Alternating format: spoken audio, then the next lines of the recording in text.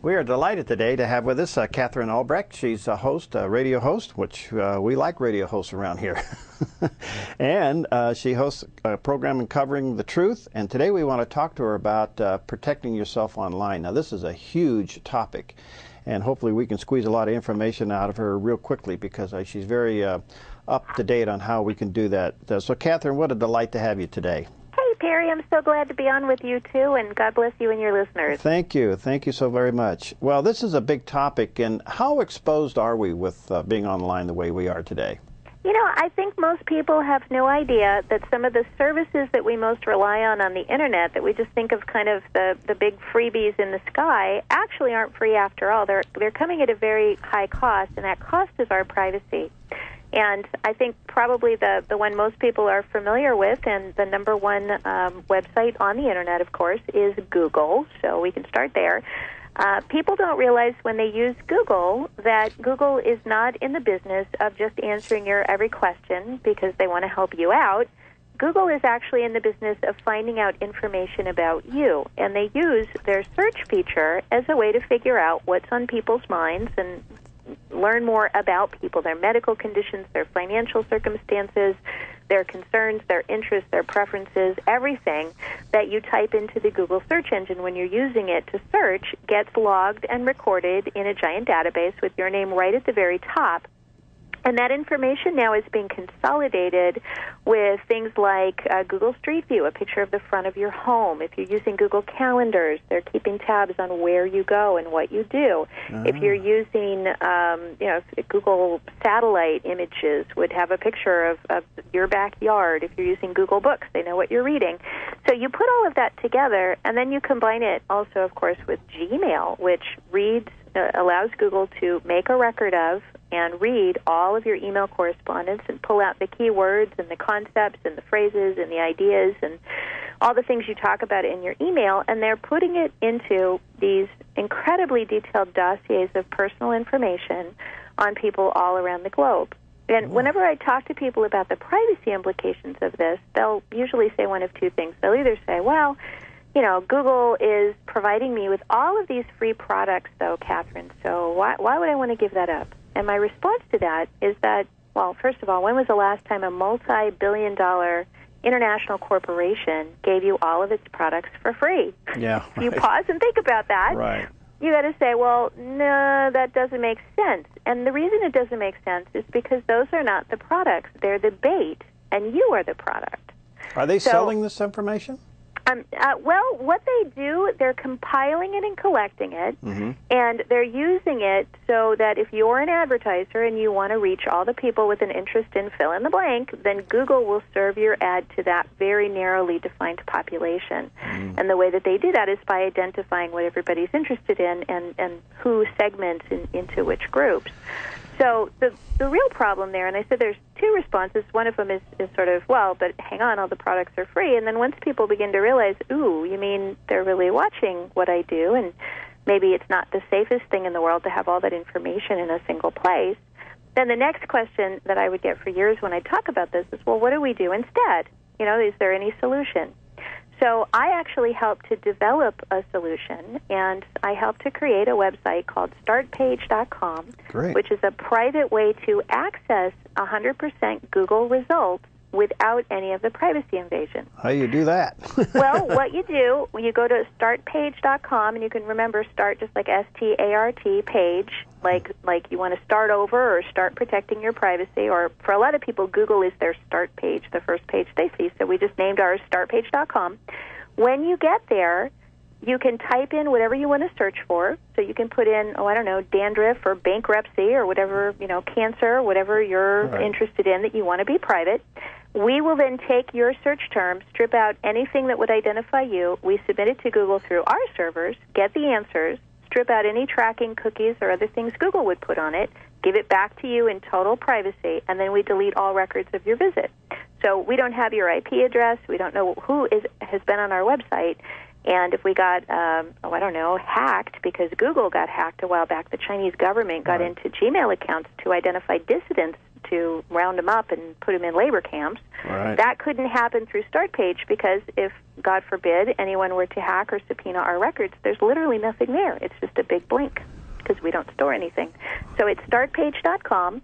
It's an easy way for people to actually take this privacy message and put it into action, because I think so often we feel like there's nothing we can do and it's just kind of hopeless.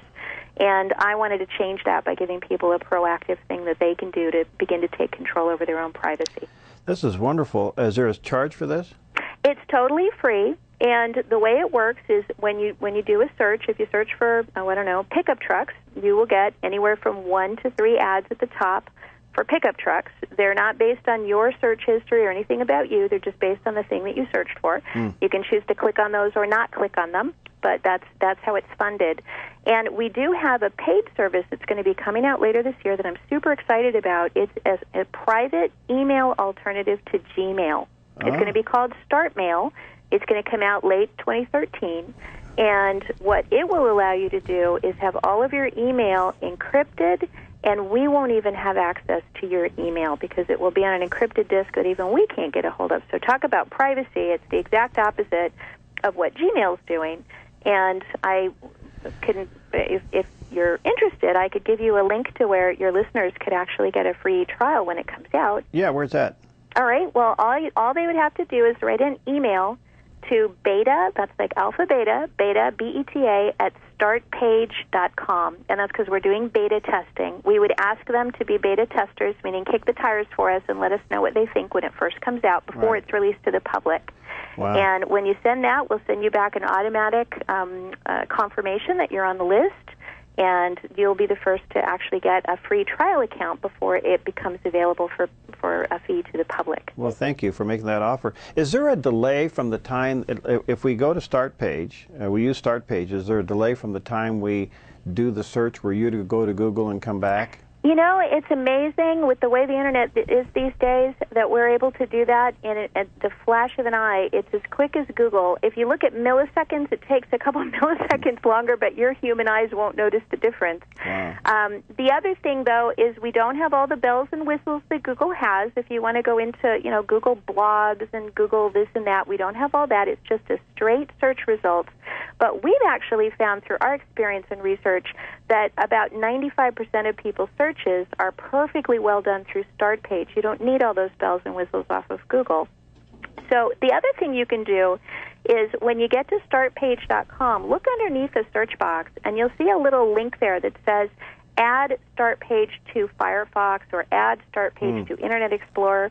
If you click that and follow the instructions, you know that little box in the upper right-hand corner in your browser that just defaults to Google?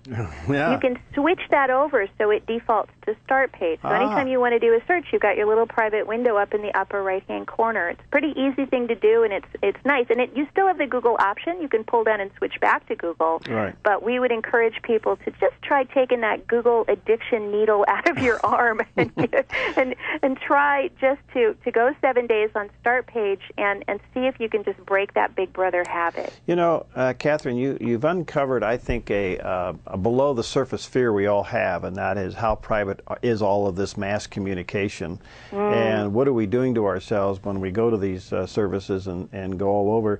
And then I can't help but think that Google, in the end, has got some kind of a political agenda. I'm sure you're aware of what happened to them on Easter Sunday.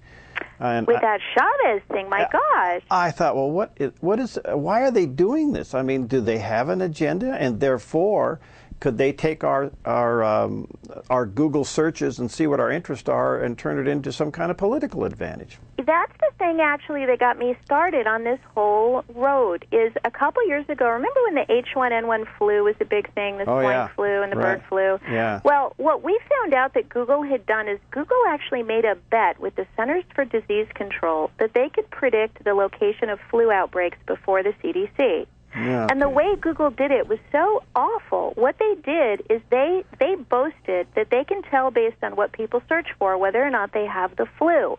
So if you go on and you look up chicken soup and Robitussin and my company's sick leave policy, then they go, boom, we've got a live one. And then they made this map, and they pinpointed the location of each individual whose searches showed that they had the flu, and they had this map covered with red dots of each of these individuals, and then they handed it to the Centers for Disease Control and said, look, we beat you to it. Wow. So that freaks me out, because if you'll recall back then, there was some real concern that the CDC may actually be going home to home at some future point and force vaccinating people. Right. So you would be able to figure out what homes to go to, who to quarantine, who to round up. And not only in issues of public health, I mean, some people may say, well, I don't know, that's a good thing. But you could do that with anything. You could figure out who were the people who were opposed to abortion, or who were the people who held Christian viewpoints, or who were the people who held fill in the blank. And we do know that historically, my gosh, Stalin and Hitler would have given anything to have access to that kind of personal detail so they could identify everybody who opposed them and just round them all up in one swoop. Well, as horrible as it is, I mean, that's the world we're living in. That's the reality of it. It's incredible. Well, Katherine, I just love what you're doing. It's startpage.com for our viewers and listeners. You want to check it out, S-T-A-R-T, page.com. And if you want to be a part of the trial basis coming up, you want to go to beta at startpage.com. Yeah, that's an email there. Just write an email to beta@startpage.com and just mention in your email that you heard about this through Katherine's appearance on this radio show. And that's Katherine with a K. And my website is kmashow.com. I do a daily radio show also. kmashow.com. Well, Katherine, thank you. You're a delight. Blessings on you. And let's stay in touch, okay? Thank you so much. God bless you, too. And I appreciate the chance to tell people about Start Page.